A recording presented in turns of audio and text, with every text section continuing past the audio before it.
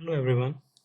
In our last lecture, we were discussing about how we can handle multi-valued dimension inside the fact table.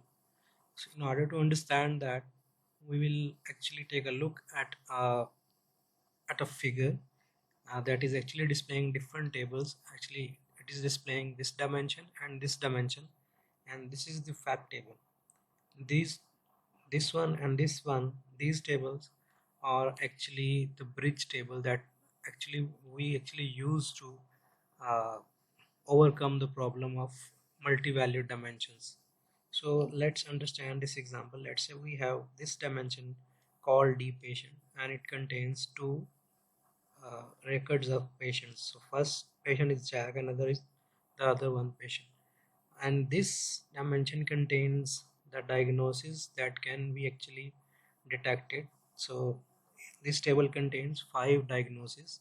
So these five diagnoses can be detected inside patients. Now this is our fact table, and grain of this fact table is actually to uh, actually the grain means the row. What is the meaning of this row? So what this row means? It means that show me, actually capture the total amount of a patient after treatment. And with this, if we do not use foreign key from this table, but actually we use diagnosis from this table, which is D diagnosis dimension, and we've used uh, this table as a foreign key inside this fact table called claim. We will come up with multiple values of this diagnosis ID for a single patient. Let's say the first patient has been detected with three diagnoses, or actually he has been treated for three diagnoses. So three diagnosis value, let's say the patient one has been diagnosed for this uh, this diagnose, he has been treated for this diagnose, and he has been treated for this diagnose. So a patient has been diagnosed for three diagnosed actually the patient has been treated for three diagnoses.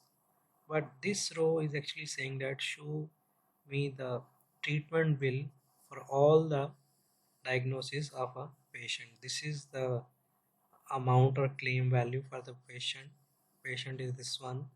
And here, if we do not consider this foreign key from this table, but we actually consider this diagnosis ID as a foreign key inside the claim table, then the first patient has been treated for three diagnoses, so it should contain three values: one for headache, two for severe ache and sorry stomach ache, and three for nausea.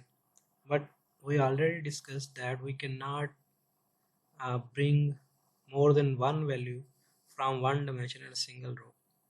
So in order to overcome this problem, we actually create two bridge tables. Let's say the patient was first patient was diagnosed with three diseases. Let's say 1 2 3 from this table. So what we will do, we'll make another table. Let's say diagnosis group. This is not a dimension, but actually we're using as a dimension to actually help eliminate the problem of multi-value dimension. So we'll create this table, and we will put one record here with, and so here the diagnosis group ID is a primary key. Inside that we created one ID one, and if we come to this table, we actually repeat that group ID inside here to actually store the diagnosis. Now this table shows that this in this group there are three diseases for this group 1, and these two diseases for this group. So let's say the first patient has was diagnosed with three diseases that are coming from this table.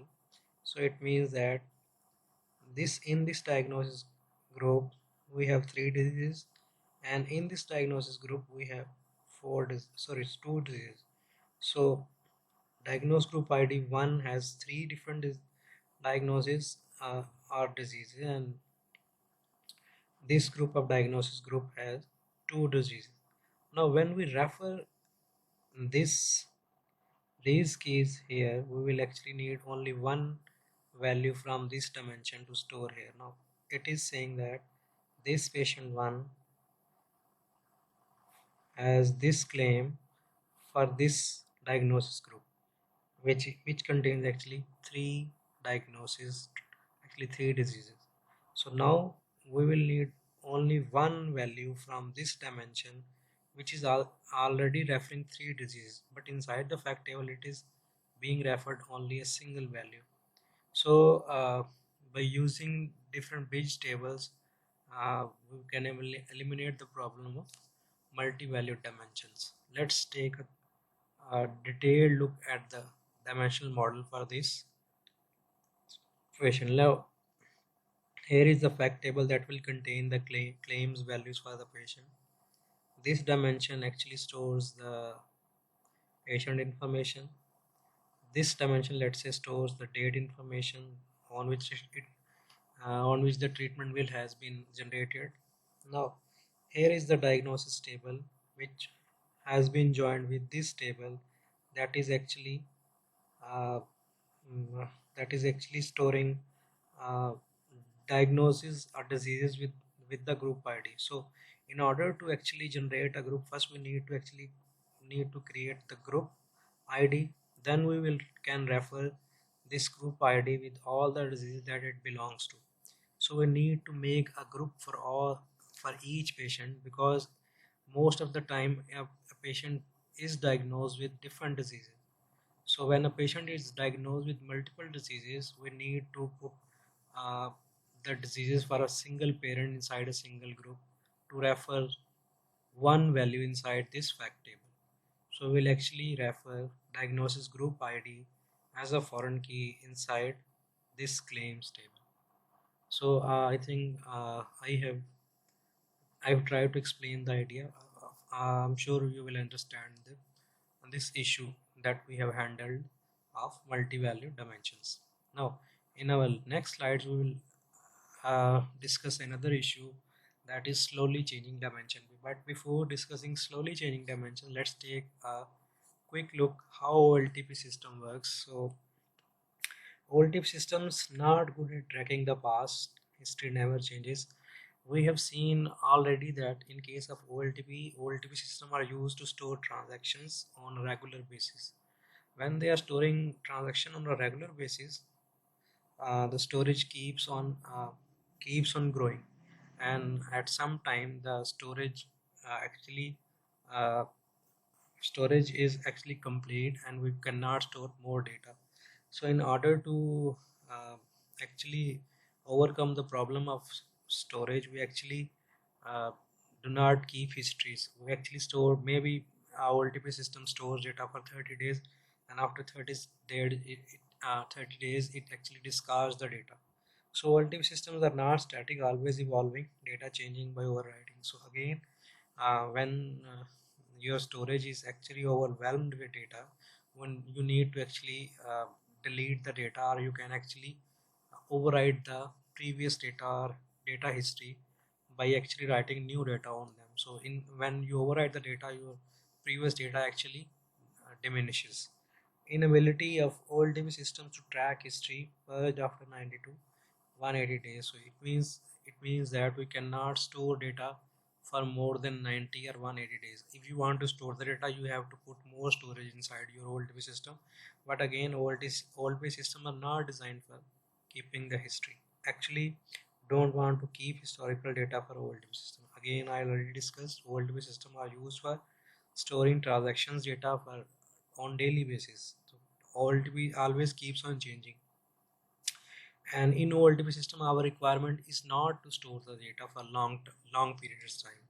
But if you want to store the data, you have to put that OLTP system data inside a data warehouse. You can do that after 1 day, or you can do it uh, uh, after a week, or you can do after a month.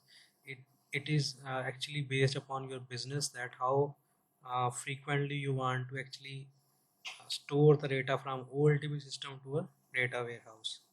So when we talk about OLTP systems and data warehouses, again the data inside OLTP system changes on regular intervals. Data comes on a regular basis. It means that if we talk about a transaction system of a retail store, the orders keeps on coming inside OLTP system. When in case of a data warehouse actually takes the data from OLTP system. So let's say the data is loaded after a week from a multiple OLTP systems to a data warehouse. So data is not changing at a rapid pace. Data is coming after some time. So this mostly we can say the changes are static. It means there are no changes, but actually we store the data after a long period of time. So the responsibility of a data warehouse to track the changes. So again, when we store the data inside our data warehouse, and let's say in our old TV system, a product description or a product name or a product code has been changed, but inside our data warehouse, in which we need to keep history. So when the product ID, the product code or the description has been changed, do we need to change that product ID or the product name inside the data warehouse? Of course, we need to change it, but if we change the data inside the data warehouse in a similar fashion like OLTP system, will the history will maintain for that product or not? So we need to decide and we need to check if we want to update the data. What are the options? Why we are discussing about options? Let's say in OLTP system, if a product code has been changed, we will only update the products and no issues will be there. But inside a data warehouse, let's say we say that uh, a product with a product ID, let's say 12 PRO123. This is the product code of a product inside the data warehouse. Uh, uh, this product code has been changed. Actually, this product code has been uh, assigned to multiple fact rows inside the data warehouse. Now, if you will change the product code inside the product dimension, um, now these products, if we want to keep the history, consider these rows before changes inside the dimension. We actually need to change the code inside the dimension tables, and these product information from the product table is being referred in the fact table with the old product code or old product description.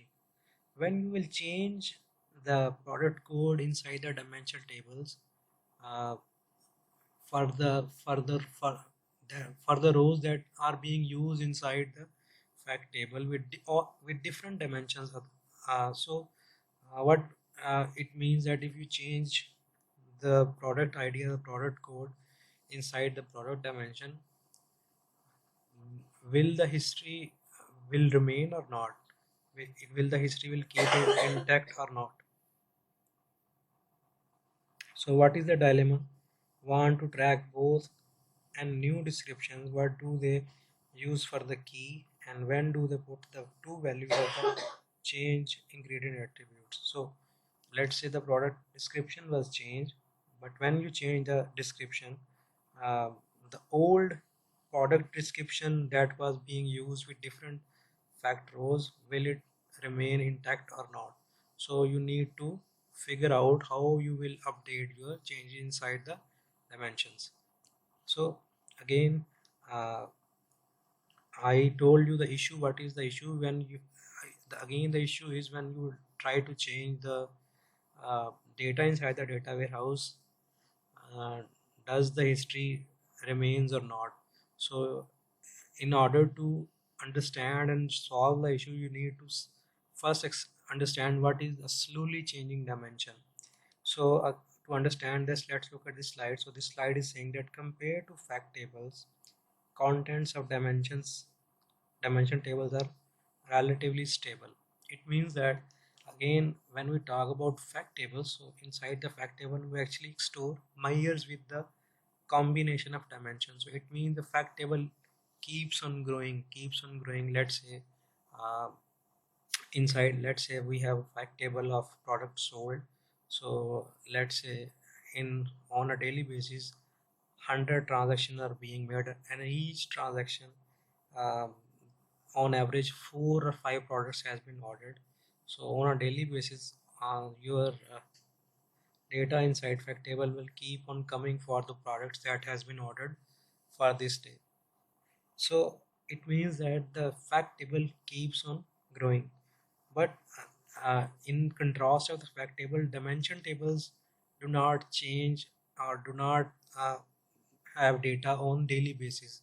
Let's say data comes, let's say we talk about the product dimension. Let's say our company uh, makes or manufactures 5 products, and in the last year he has only sold these five products. So inside our inside our product table there will be 5 rows for that product whose data has not been changed in the last year. So it means that dimensions are not growing at a rapid pace, but they are actually changing at a very slow pace. Let's say in after 1 year the company makes a new product, so we'll need to bring that product's data inside the product dimensions. After a year that table has actually gone on changing. So new sales examples, I already explained you. New sales transaction occur constantly, so for new transaction you actually change your fact table. But when you talk about a new product, so new products are introduced rarely. uh, let's say a company produces or makes a new product after 1 year or 2 years, so the product dimension will actually change after a very long time. Again, a company who launches a new store, it launches a new store after a very long time. So inside the store dimension, the data will change on after very long time. So again, the point here is that the fact table actually keeps on growing, but the dimension tables do not grow at the pace on which fact table grow. Again, the second point here is that the assumption does not hold in some cases. Certain dimensions evolve with time. Let's say description and formulation of products change with time. Of course, when we talk about products, inside the product dimension, we can have multiple attributes. Let's say product ID, product name, product description, product code. Let's say a company makes a product, and after some time, after 6 months, they changes the contents of the product, so they need to actually change the description of a data inside the data warehouse. Now I already explained you the product that, let's say, the pro 1 to 3 was being referred with the description ABC inside the product dimension, and that product was actually ordered multiple times in last 6 months. So the this product with the product ID Pro 1 to 3 was being used inside multiple fact rows. Now after 6 months, when the product code or product description from changes from ABC to CDE, and now when you will actually insert more record inside the fact table, uh, which product version with sorry with which product description you want to insert the data. Now, in order to in order to do the insertion for the previous product description of the product and with the newly made product description of that product, for which version you want to insert the data inside the fact table. And to insert the data, you will need to keep the product uh, with the old product description, and for that product with the new product description inside the product dimensions. So again, uh, here the point is not that how much copies of that product we will actually store inside the product table, but the point here is that some of the times most some products do change after a certain period of time. Let's say the time dimension, inside the time dimension, let's say we store the date, and we store the uh, day day information, and we store the week number information, we store the month number information inside the time dimension. Now if the transaction are keeping on coming on daily basis, so we'll have to insert a new row, one single row in the time dimension on daily basis. So in some of the cases you will need to insert the data inside dimension on a constant base, mean on a daily base. But in most of the cases of dimensions, data will not change on a rapid pace, but will actually change on a very constant pace. Let's say after 1 year, the data inside one single dimension changes. So when the data changes, how you will accommodate the change inside the data warehouse? That is our main point here. And again, the another main point here is what is a slowly changing dimension. So I already explained you the most of the dimensions do not change on a very rapid pace, but actually they change after a very long time. I already explained you the example of products. Let's say a new product is produced by a company after 1 year. So after 1 year, the product data will change, and a new row inside the products dimension will actually insert. So this is slowly changing dimension. And the other point that we will actually discuss in our next slide, then if a product name or description or product code changes, how we will accommodate the change to actually preserve the history of the data warehouse. So already those dimensions change, but the change is not rapid, therefore called slowly changing dimension. I already explained you what is meant by slowly changing dimension. Now how can we handle the changes to accommodate the history? The very first option is example. It is saying that, let's say the code of a city, let's say we say that the code of Vihari is VEH. So in our store example, let's say we had a column called city. So inside the store column city, let's say the product code of Vihari was VEH previously. After few years or after a year, the product code was changed to VES to VER, let's say. So how we will accommodate the change? The first option is that just override the record, changing the value of the modified attribute. So it is saying that, and the first option is that we need to actually override the value of VES to VER. Again, no keys are affected, so the keys that are referred from dimension table to the fact table, they do not they it will not take effect on them. No changes needed elsewhere in the data warehouse. Again, you will not need to change any dimensional model. You will not have to actually change the schema. So so these two are the advantages of overriding the history inside the database. But what is the disadvantage? Cannot track history and hence not a good option in the scene support system. I already explained you when you will override the history. Again, I will try to explain it with an example. Let's say a store that was in city Vihari with the city code VEH. This option was included, sorry, this dimension was actually referred inside the fact table. That was the fact table.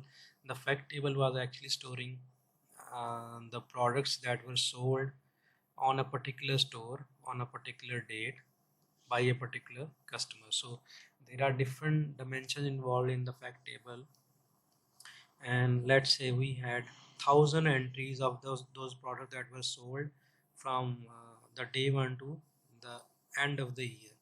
And inside those tables, that row or that value from the store, uh, sorry, or the ID of the store with the city Vihari tag was actually being used inside that fact table. Now after 1 year, when the product code is changed from VES to VER, so in order to uh, actually maintain the history, let's say we try option one, this option, override history.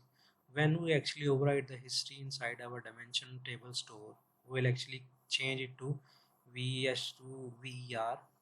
And again, if after 2 years we want to see that before changing our code from VEH to VR, how much products were sold, and after changing the products of our city code from VEH to VR, how much products has been sold. So when you will apply this option, you cannot distinguish between actually you cannot separate those products that were sold before changing the name of the city and after changing the name of the city. So you cannot track history when you are using this option. So now let's go to the second option. So what is the second option? It is saying that preserve history. So example, the packaging of a part change from glued box to stapled box, but the code assigned is not changed. So in that case, let's say a product description has been changed. A product description has been changed, but the product code is not changed. So what you need to do is actually create an additional dimension record at the time of the change with new attribute. So let's say you have a table called products, and inside that products table you have stored 5 products that your company is producing. So these 5 products have been introduced at the start of the business, and after 1 year the product one of the product description has changed. It is saying that, let's say, the box uh, or the packaging information of that box was changed from glued box to stapled box. So before changing uh, the description from glued box to stapled box, that product uh, who has a description of glued box has been actually referred inside fact table for multiple transactions. So what you will do actually, uh, in order to preserve the history inside the product dimension, you will actually create a new record with the same product information but with the description that has been changed from glued box to stapled box. Now in that product dimension there were 5 rows. Now there are 6 rows, but inside these 6 rows, 2 rows are exactly same, but the product description in those 2 products has been changed. First product that actually was there at the start from the start of the business has the description of glued box, but the same product with the same SKU has a different product description. So how you will distinguish between these 2 rows? So again, there I already explained you, each dimension has its own surrogate key. Actually that is not dependent on any column of the product. So you will create a new record of the same product with different product description with a new surrogate key, let's say new primary key. Now when the product sorry again when that product will be ordered in the future, the newly created product with the different surrogate key will be referred inside the fact table. Now if you want to check, or the CEO wants to check before changing the product description what was the sales of that product, and after changing the product description what are the sales now. So you can actually distinguish between multiple, or you can actually see uh, before the changes and after the changes values inside the fact table if you will if you use this option of preserving history. So again, you can skip this point because I already explained you this will be handled by your surrogate key. Again, the third option is that you do not actually create a new record inside the dimension table, but you actually do if a value is changed, if a value of a product or even any value from the dimension attributes is changed. Let you What you will do, the name and the organization of the sales region changes over time, and want to know the sales would have looked with old region. So in this example, he has given you an example that if organize the name of an organization may change when the owner of the business changes. So what you will do in the regions table, in the region table, or let's say in the demographic table, demographic dimension, you uh, actually create a new field, let's say called current region, and rename to the value of the region, the current value of region to previous region. Now what you will do if the region name the region name was previously the region name was, let's say, ABC, and after 1 year the region name has been changed to CDE. So uh, the the region field that as actually the old field will contain the value ABC, and the new field, current field, or the current region will contain CDE.